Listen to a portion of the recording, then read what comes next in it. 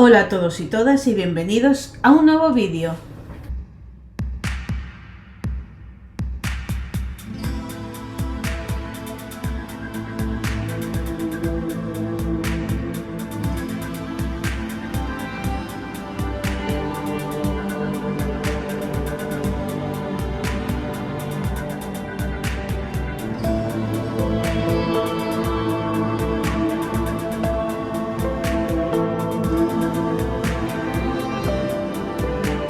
Bueno, hoy es jueves 20 de julio, es el tercer día del Celsius, que hoy también voy a pasar todo el día allí. Y bueno, pues os vengo a contar un poco qué voy a leer y demás. Comentaros que entre anoche y ahora por la mañana me terminé Dentro de la casa de Lisa Jewell, que me faltaban poquísimas páginas para terminarlo. Y bueno, ¿qué me voy a llevar al Celsius hoy para leer? A ver, que lo tengo aquí aparte. Por una parte me voy a llevar La varita negra, que lo estoy escuchando en audiolibro y seguramente ya lo acabé, de la que vaya a Avilés. Y luego en audiolibro he encontrado, ya sabéis que me gusta escuchar en audiolibro los libros que tengo pendientes en físico para ir adelantando. Y bueno, encontré el audiolibro de La Virgen sin cabeza y entonces va a ser el que escuche el resto de la semana seguramente.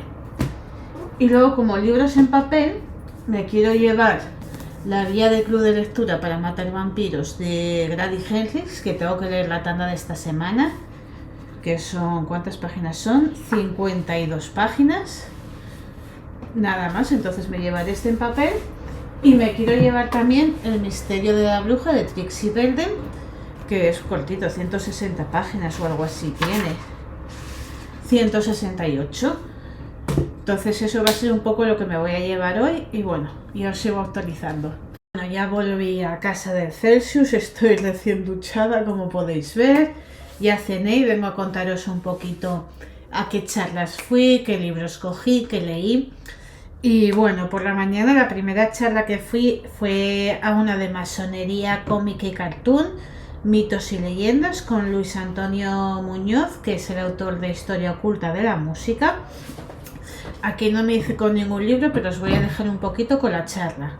Operativo, o sea, masón significa albañil, y surge en un momento en el que, como herencia de las antiguas corporaciones de canteros y de constructores de catedrales, estos Collegia Fabrorum, pues derivan en una forma, vamos a decir, metafórica de trabajo personal. Un albañil que llega a una obra, pues si no sabe nada, lo primero que le dicen es tú, bueno, ponte a trabajar, pero no, en estos procesos se decía, tú siéntate ahí, observa y aprende. Y en ese proceso de aprendizaje es el proceso de iniciación, en el cual, en el sentido de que cualquier masón puede revelar su condición como tal, pero no está obligado a hacerlo, ni tampoco todo lo contrario, tampoco está obligado a no decirlo, sino que queda a su criterio y dependiendo del contexto social y del momento, si lo revela o no esa condición. Es selectiva porque en su origen, cuando uno era albañil, ejemplos que nos ponen la masonería en otro contexto. Los Picapiedra, los Flintstones. Claro, hablaba ayer con una persona que me decía, dice, es que yo no me acordaba de este contexto de los dibujos animados. Hay un momento y un capítulo en el que aparecen con estos gorros azules y con estos cuernos en esta orden leal de los búfalos del agua. Resulta que esto es una logia y los Picapiedra, que son una especie de, como diría, de ejemplo de una familia americana media donde pues tienen su tocadiscos, su coche, viven en su urbanización, son trabajadores porque Flintstones significa los picapiedra, o sea, los que trabajan la piedra. Él trabaja llevando en una caterpillar, solo que es un diplodocus. Entonces este concepto de transliteración de la sociedad americana y que además tiene un logotipo de, yo creo, no sé si es de una jarra de cerveza, no recuerdo bien, pero lo lleva tatuado en la piel y cuando le hacen una prueba absurda, absolutamente en tono jocoso, que tiene que tirar desnudo de una piedra con una argolla en el cuello y va tirando, se dan cuenta que tiene el logotipo y entonces se piensan que es un iluminado y se piensan que es, y le hacen de masonería, pero aquí quiero unir un poco el concepto de que a través de todas estas fuentes que os estoy aportando, nos damos cuenta que la masonería ha sido utilizada para todo aquello relacionado con ese concepto de secreto. Yo diría que una de las características importantes de la masonería es que ha servido como excusa perfecta para crear un enemigo ya que las tuvo. Lo que pasa es que no se habla mucho de él. Este Batman, fijaos, esta serie La corte de los búhos de Scott Snyder y Greg Capullo, lo voy a pronunciar en italiano. Luego fui a otra charla sobre la serie Perdidos, la serie que revolucionó las series, con Iván Ledesma y Miguel Martínez. Miguel Martínez llegó como 20 minutos tarde porque por lo visto le había pasado algo. Pero bueno, sobre la serie Perdidos, que yo matadme pero nunca la he visto. Pero sí que me han hablado muy bien de ella, entonces dije yo voy a ir a esta charla de debate sobre ello para saber un poco más y sí que me han entrado ganas de verla. Os voy a dejar con algunos clips para que lo tengáis. Llegaron tarde. Pues yo creo que una de las cosas, no sé hasta ahora habéis estado un poco debatiendo, me imagino. Sí, charlando cultura pop. Pero yo, una de las cosas que quería destacar y por lo que es Perdidos una de las series de nuestra vida, es sin duda porque de alguna manera Perdidos, con todas sus cosas buenas y todas sus cosas malas, ha sido una serie que ha definido o marcado el rumbo de muchas producciones posteriores de televisión. Ha conseguido con su propuesta, en su mismo con los elementos, y vamos, si os parece, a hablar de las temporadas una por una. La estructura, que ya la comentaréis evidentemente, de Perdidos era muy básica, era muy sencilla, a la vez que compleja. Nos presentaba la historia de unos personajes que caen en una isla por un accidente. En esa isla empiezan a ocurrir cosas extrañas y esas cosas extrañas se mezclaban a la vez con las tramas de cada uno de los personajes. Has that real connection with nature and having kind of green gardens done. So because when I was writing this, you know, I didn't know I was going to see any of my Australian family again because lockdown, we weren't allowed to travel to Australia, and so I think in a funny way, writing the cottage and visualising my grandparents' house was a way of staying connected to them.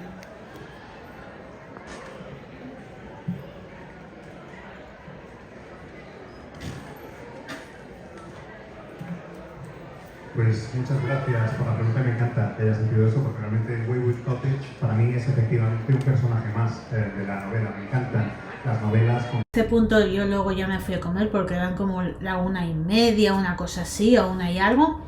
Y por la tarde, la primera charla a la que fui fue un encuentro con David Mitchell, presentado por Daniel Pérez Castrillón.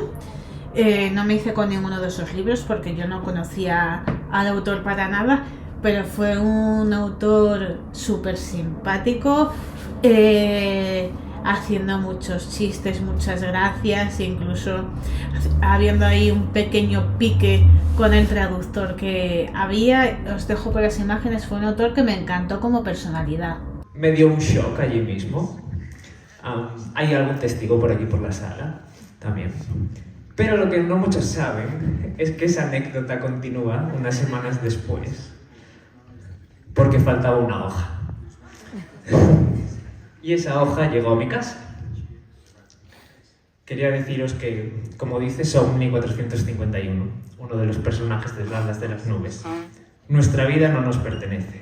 Del vientre a la tumba estamos unidos a otros, pasado y presente, y con cada crimen que cometemos, cada gesto amable, construimos nuestro futuro. Y hoy, después de 7 años de su última visita, tengo el honor de estar aquí arriba con mi autor favorito, David Mitchell.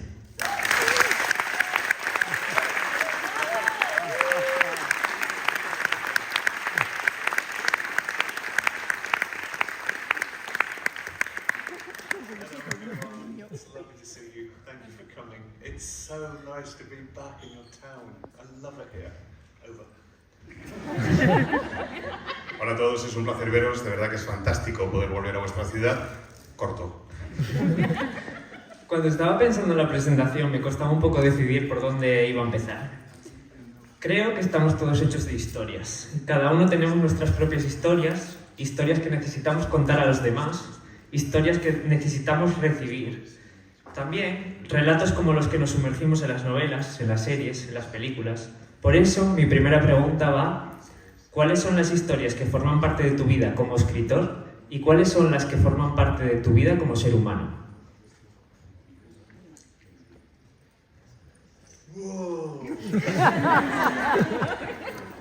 the stories that belong in my life as a writer, and what are the stories that belong in my life as a human being? So, what would you do with that? How would you answer that? I guess with a certain latitude of interpretation. Well, I think of the answer. Menuda pregunta. ¿Qué historias forman parte de mi vida como escritor y cuáles forman parte de mi vida como ser humano? ¿Cómo responderíais vosotros a esa pregunta? La verdad es que hay tela que cortar, así que le voy a dar un par de vueltas mientras traducen esta parte. Fui al encuentro con Adam Neville, que es un autor que yo llevo ya tiempo escuchando y demás, que escribía muy terror. Aquí tengo que contar anécdota, es que yo me había comprado un libro suyo, me había comprado Apartamento 16 y la verdad es que es un libro que a mí me llamó mucho la atención, pero tenía la mala suerte de que justo detrás de esta charla había otra que me llamaba la atención. Dije yo, bueno, oye, seguro que encuentro otra charla donde le pueda, que firme libros y le pueda coger. Y justo salí de la siguiente charla y de repente enfoqué el filmódromo, que yo ya me iba para casa, y vi a Dan Neville ahí sin nadie, que justo se estaba levantando. Entonces fui ahí haciendo un poco de sprint y tal y conseguí que me lo firmara. Y cabe destacar que a mí la charla me pareció como un poco seco, un poco tal, como excesivamente suave, pero a la hora de firmarme el libro, majísimo. No me preguntó para qué me iba dedicado, claro, mi nombre en inglés es un poco complicado, sacándole en un papel de cualquier sitio de la mochila para que se lo escribiera y hablando un poco de libros y majísimo.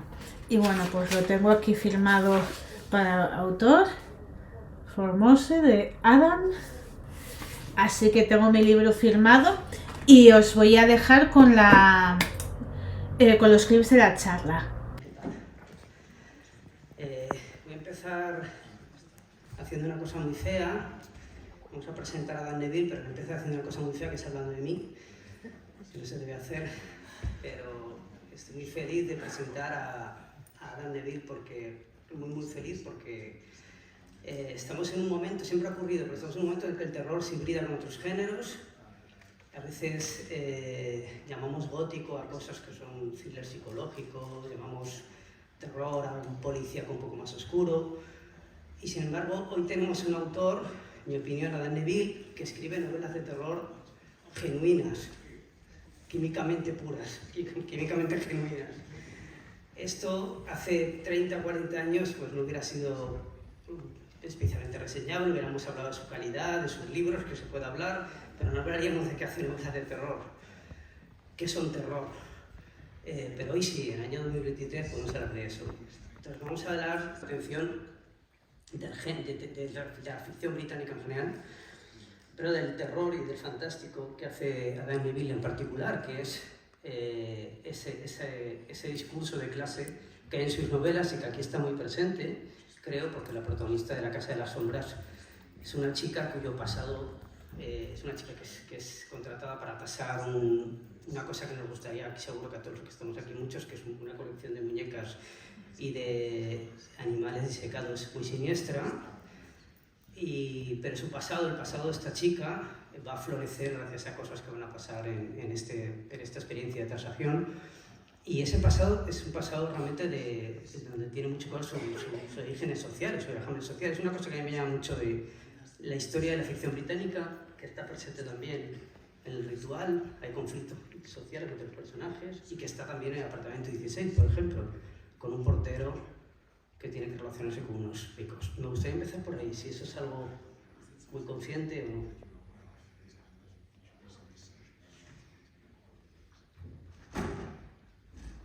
That's a big question to start with. Good question. I mean, I've heard it argued that all British fiction is about the class system. We're obsessed with it. I guess I do consciously write about things that I care about, things that matter to me, and sometimes that does incorporate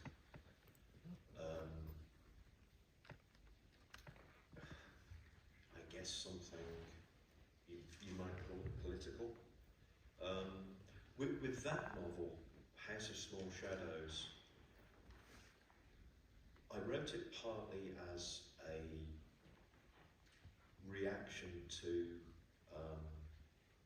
something a critic said, that all of my lead characters were the same.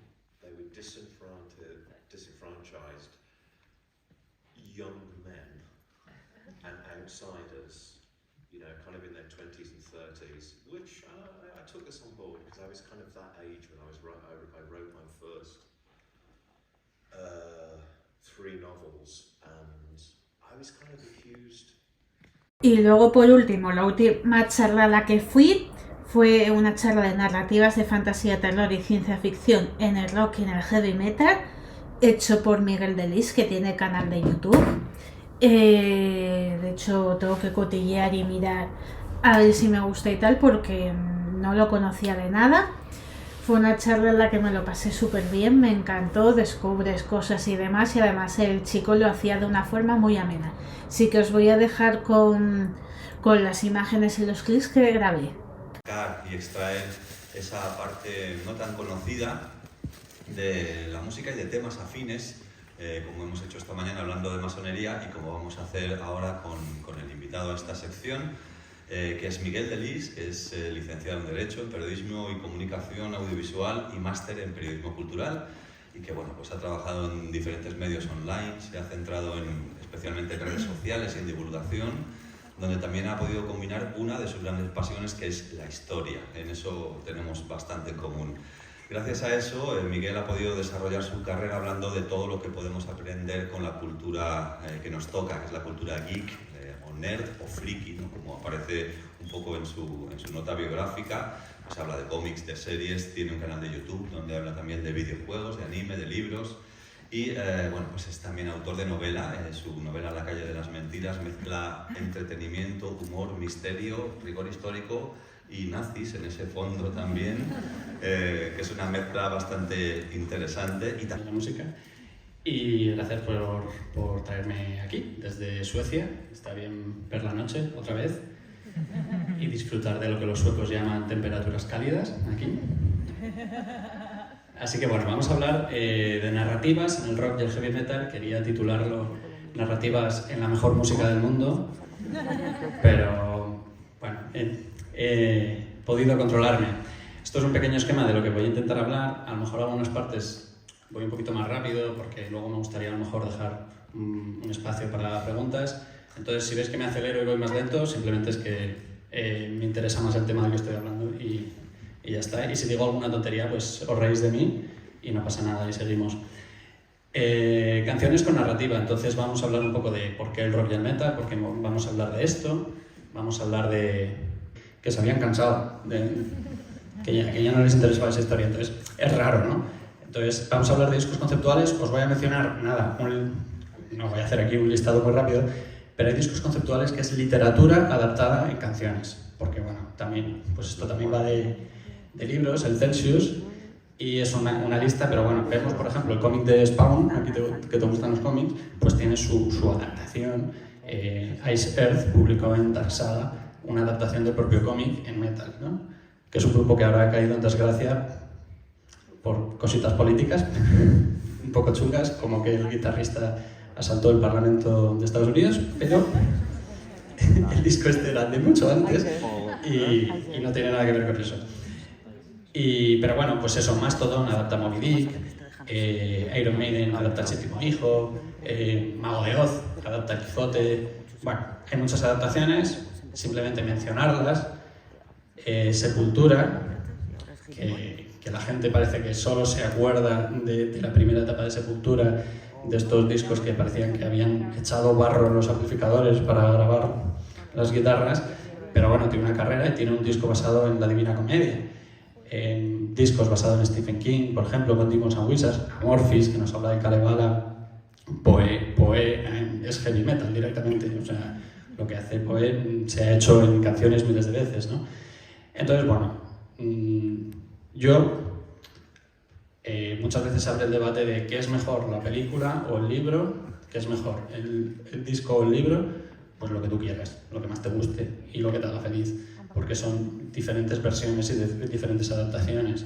Entonces, si alguien piensa... Ahora voy a cerrar el día 3 comentándoos un poco lo que he leído, con lo cual hoy realmente solo me he traído un libro nuevo a casa y voy a contaros lo que he leído. Terminé el libro de La varita negra de Laurie Forest, que es creo que es el cuarto, no, el tercero si no me equivoco. A ver si lo traigo por aquí, porque yo ya llega un momento que ya no sé qué números son, pero juraría que es el tercero. Bueno, no lo traigo por ninguna suerte, pero al 99,9% es el tercero, que era el que iba escuchando en audiolibro y me lo terminé a la ida. Entonces, a la vuelta empecé a escuchar otro audiolibro, que es La Virgen sin cabeza, de Pilar Ruiz, creo que os lo había comentado, pero nada, leí muy poquito, bueno, escuché, voy por la página 40, pero es un libro que tiene pinta de que se escuche súper rápido. Así que seguramente en esta semana me imagino que lo acabaré.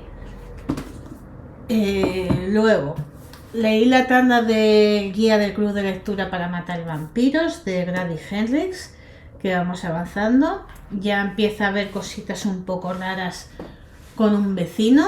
Llevamos, nada, a ver, llevamos 110 páginas, pero empiezo ya a ver alguna cosa rara. Y luego me empecé El misterio de la bruja de Trixie Belden, el tomo número 8, creo que lo podéis ver ahí, que bueno, se leen súper rápido, y leí 90 páginas del libro.